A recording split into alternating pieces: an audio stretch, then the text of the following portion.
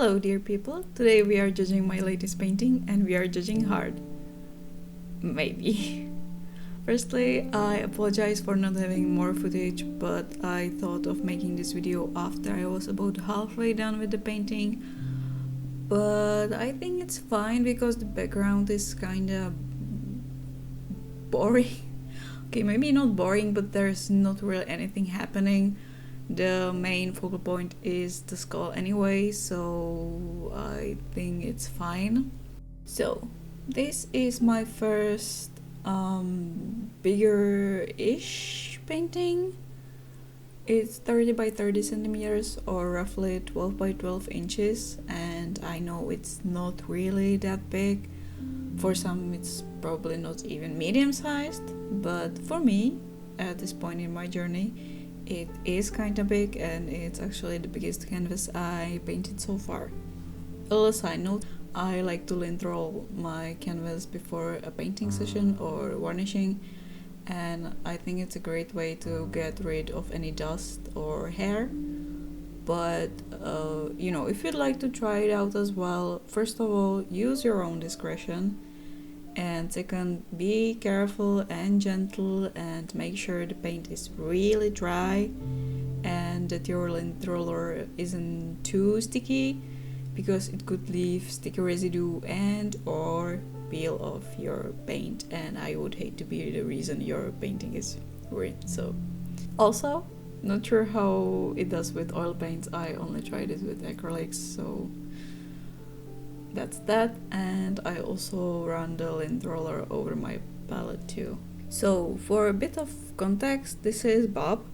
He is a character from a book series called The Dresden Files, written by Jim Butcher.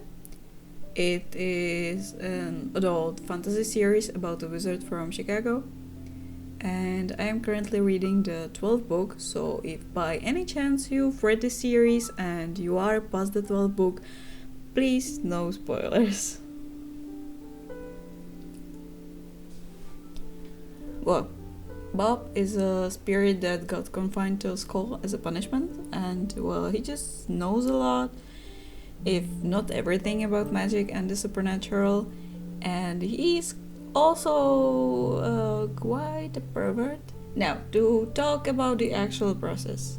The painting is not perfect, but it's not bad either. And despite some hiccups along the way, I am actually very happy with it. And what I'm going to talk about now are my observations as someone who is still fairly new to painting and someone more experienced or with fresh eyes. I have been staring at it a lot, might see things differently, and either way, I'll be happy to hear your opinions or your own experiences or any constructive criticism. I do want to learn and improve after all. I'm also going to say that I was aware of these mistakes while I was still painting and before I varnished it, but I just couldn't bring myself to fix them, and I will explain why. Anyone else feels very vulnerable and slightly pride hurt when publicly admitting their flaws? I'm sure I'm not the only one. Anyway, I do have two main issues with this painting. First is the pendant. I love the way it turned out. I think it actually looks amazing. But in the context or the composition of the painting, the perspective feels a bit off, I guess. It should be lying flatter, more oval-shaped, the gem more angled.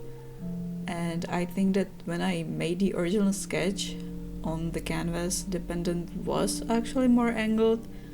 Maybe not perfectly, but I think it was better than now. And then I started painting, and I guess as I had my nose an inch from the canvas and saw just the pendant and not the painting as a whole, I accidentally rounded it out more as I kept fixing the lines to make them smooth and pretty. So lesson 1 would be to always look at the painting as a whole, even when working on a tiny section at the moment. And it makes total sense, but I guess hyperfocus on a small spot is a thing. What would you like to say? Either way, what I should have done when I realized this was to paint over the pendant and fix it. And here comes my first problem and something I definitely have to work on, and that is destroying what I created in order to fix it and make it better. You know, trust the process, but more than once. I was so happy with the way the pendant turned out. I just couldn't bring myself to tear it apart before putting it together again, because I was scared I couldn't make it look as good or even better than before. It felt quite overwhelming, and it is something I need to tackle going forward. Next is the thing that I am actually kind of upset about, but it's also a big thing, and that is the shadows. I just couldn't figure them out. I guess where the candle is positioned, maybe like half the canvas should actually be in shadow, and I tried to do washes of black to make it darker, and I think it definitely helped. It looks better, but I am not sure if it was enough in the end. Maybe the shadow behind the skull also should have been softer or bigger. I don't think it should have been smaller, but I'm not sure of that either. The thing is that I keep trying to paint firelight when I have no idea how to actually do it. Not the fire itself though, I think that turned out fine. It's just a small flame after all, but everything that comes with it. I think firelight is one of the hardest things to really capture correctly. I mean, it changes hues and creates so many different types of shadows, like, you know, deep shadows, soft shadows, cascading shadows, and even the slightest unevenness can cause a big deep shadow. So I guess I'm an overachiever that absolutely does not overachieve. So I did a lot of adjusting with the shadows because I just couldn't figure them out and couldn't find a proper inspo photo either. And obviously I left the skull last because I was sure I would struggle with it, and well, I did.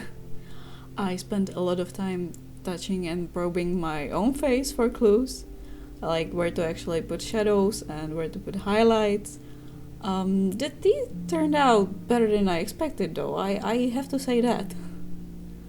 Also, the shading of the skull was much lighter at first, and then I kept making it darker and darker, partially because I was messing up the color matching while mixing more color, but in the end I think it was for the best.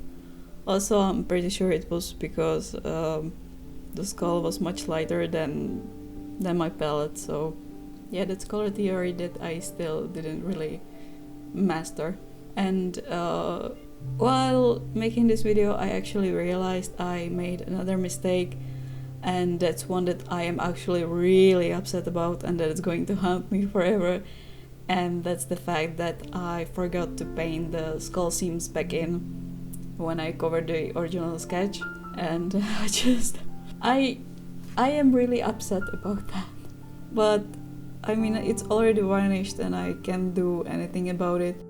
And when I realized that, suddenly the skull just started looking so empty, too smooth. I don't know how to describe that, but yeah, so that's that. And I guess last thing and flaw I'm going to admit for now is that I am very impatient as a person.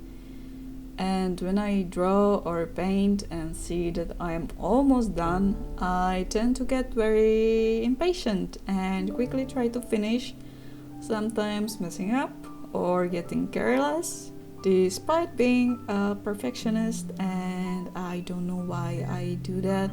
It's not like I don't enjoy the process, but I guess I just can't wait to see the whole thing all finished, an idea coming to life. I don't know.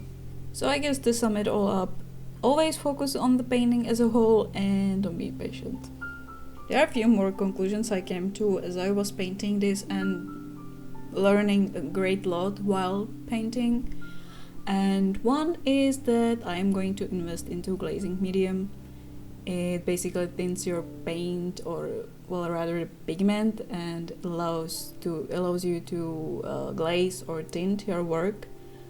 With acrylics you can of course use water, but the glazing medium is apparently much better and probably dries less patchy, and it's also thicker than water, so I guess it's probably easier to manipulate too. But I will talk about it more once I actually try it out and get the hang of it. And I also do buy ready-made canvases. Maybe I will be making my own when I scale up and get to larger formats, but for now it's ready-made canvases.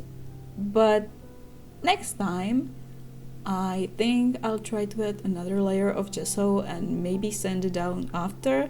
I know that if you have too thick layer of gesso it might crack in the future, and I definitely don't want that to happen. But like, I do like the canvas texture, but using thinner paint or layering is a bit of pain sometimes, because it just sinks into the dents or whatever I should call it, and then it's also harder to build up colors. Also, I left the sides of the painting kind of unfinished. I know that some artists paint the sides to fit with the rest of the painting. Some paint a solid single color band around the sides, and some leave the sides unfinished. I guess it also depends whether you're planning to frame or not. I still need to figure out what I want to do going forward. Like, everything has its cons and pros, I guess. For example, the solid band is nice and clean finish. However, I guess aesthetically it's not my favorite. I'm not saying it's bad, like each to their own. It's just personally not for me, I guess, but we'll see. So when I was done, I added a little signature, and once it dried, it was time to varnish. I used a matte Liquitex varnish that is fairly old and slightly chunky, as you can see, but it still got the job done, I hope. And I did a second layer once that dried, and that's it. So this is my first bigger, perfectly imperfect painting, completely finished, and I learned a lot from it, and I can't wait to start another one. Hope you enjoyed, and hope to see you next time. Bye!